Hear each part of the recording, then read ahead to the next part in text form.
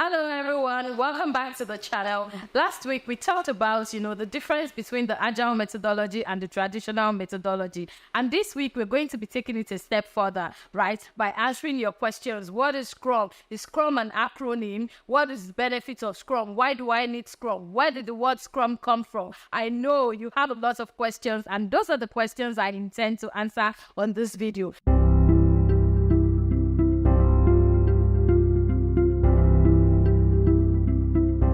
So what is Scrum? What is Scrum, right? Last week, if you remember, when we talked about the different methodologies under project management, I did mention that the adaptive methodology, which is also known as the agile methodology, is a methodology that allows for flexibility. It's also a methodology that allows for, stability. Under the adaptive methodology, which is also known as the agile methodology, we then have, different frameworks. We have the different frameworks such as Scrum, which is the most popular of all the agile methodology. We have Kanban, we have Lean Kanban, we have SAFe, which is also known as the, Scaled Agile Framework. You have SDD, which is the Feature-Driven Development. You have Extreme Programming. You have, TDD, which is also known as the Test-Driven Development. There are quite a number of frameworks under the agile methodology, right? But the most popular of all of them is Scrum. And that is why, you find out that Scrum is the one that you hear everywhere. So the buzzword right now is Scrum. Everybody is interested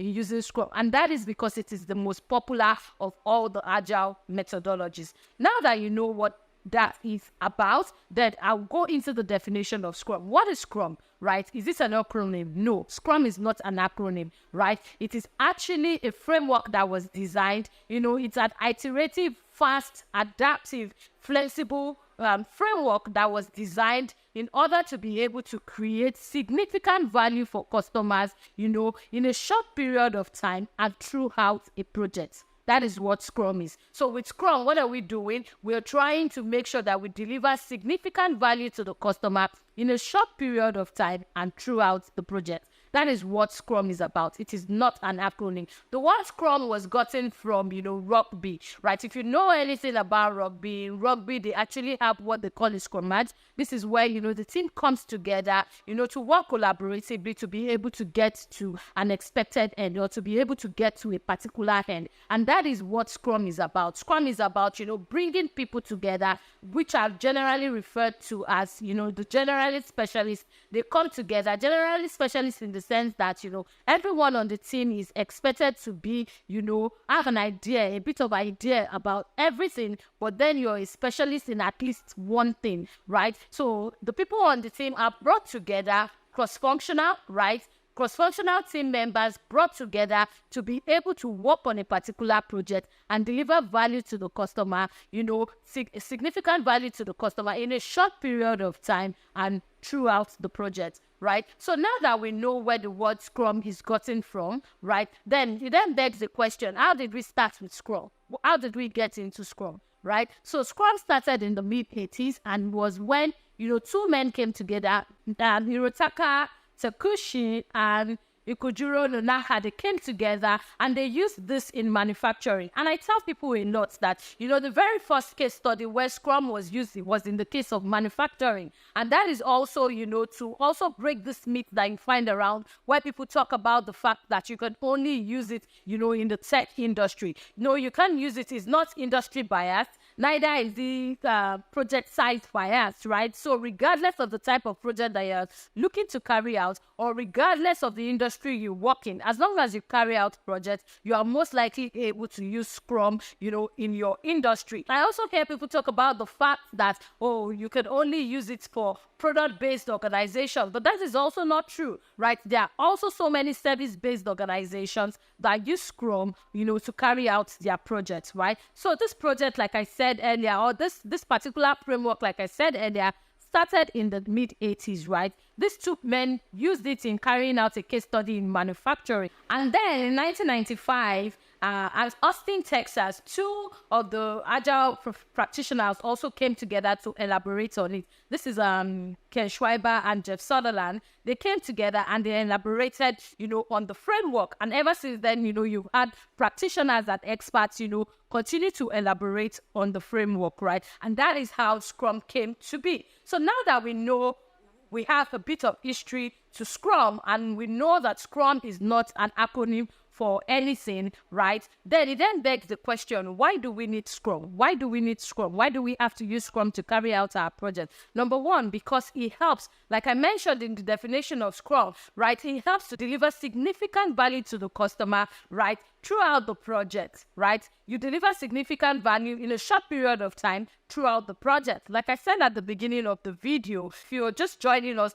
please go and watch, the video where I talked about the difference between the agile methodology and the traditional methodology. That will help you to really see what it is that I'm trying to explain here, right? So with that example that I gave in that video, we were able to see that, in using the Scrum framework, you are able to deliver significant value to the customer in a short period of time and throughout the project, right? Another reason why Scrum is really the buzzword and everyone is so interested in Scrum right now is because it promotes transparency, right? When it comes to using Scrum, right? If you walk into a room where a Scrum team is co-located, you can easily tell what the project is about. You can tell the amount of work that has been done. You can tell what is in progress. You can tell what the team is about to work on, right? Even without talking to any member of the team, you can easily tell, because with their information radiators displayed on their walls, you can easily tell what the project is about. So Scrum is very big on promoting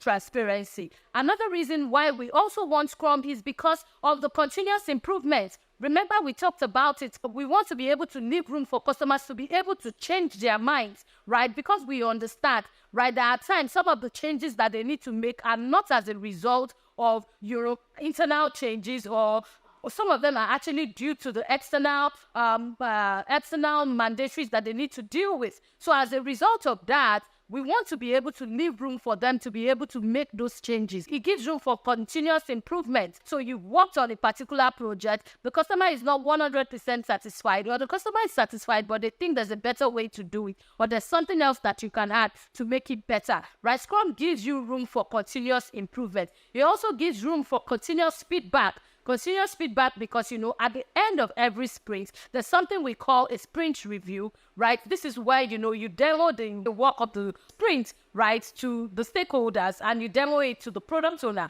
And at this meeting, the essence of the meeting is to be able to see if you've been able to really deliver on what it is that has been asked of you as a team, right? So it gives room for continuous feedback in a situation whereby, the deliverable has been done in such a manner that the customer is not pleased with. They are able to give feedback, because Scrum also promotes face-to-face conversations and communication, and it promotes, being able to have conversations with stakeholders face-to-face and all that. It helps to promote continuous feedback, because that way you're able to tell when the team is actually going off track, and you're able to quickly, bring them back to the right path. Another reason why we love Scrum is also because it allows for faster problem resolution, right? So we're able to quickly resolve whatever is not working. If what we're creating is not what the customer needs, we're able to quickly go back and, tackle it and work on it, right?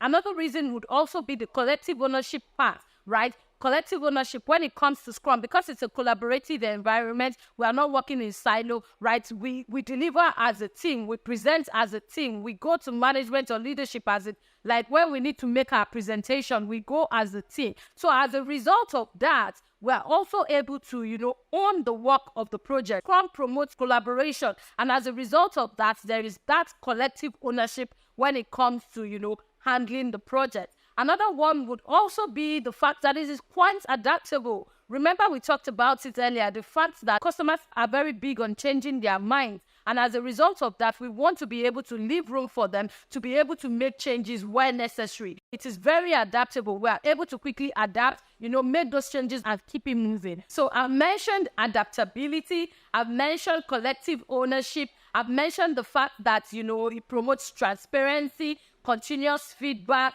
continuous improvement. It also allows for collaboration. I've mentioned the fact that it also helps to deliver value quickly and, throughout the project. And that is why we love Scrum. So I hope you've been able to learn now what Scrum is. Now it's no longer an acronym. It's just a framework under the Agile methodology, and it's the most popular of all the frameworks. You've also learned how we came about the word Scrum. You've learned the history behind Scrum. So thank you so much for watching today's video. If you have any questions, please leave them in the comment section. I'm more than willing, to answer your questions. Let's learn. It's a community, guys. Let's learn, right? And let's learn from one another. And if this is your very first video, please go ahead and also look through the channel to watch the previous videos that we have. I bet you will learn a thing or two from them. Please feel free to, subscribe to the channel. Hit the notification button so you don't miss any of our videos when we put them up. Also, leave your comments in the comment section. I'm more than willing to answer them.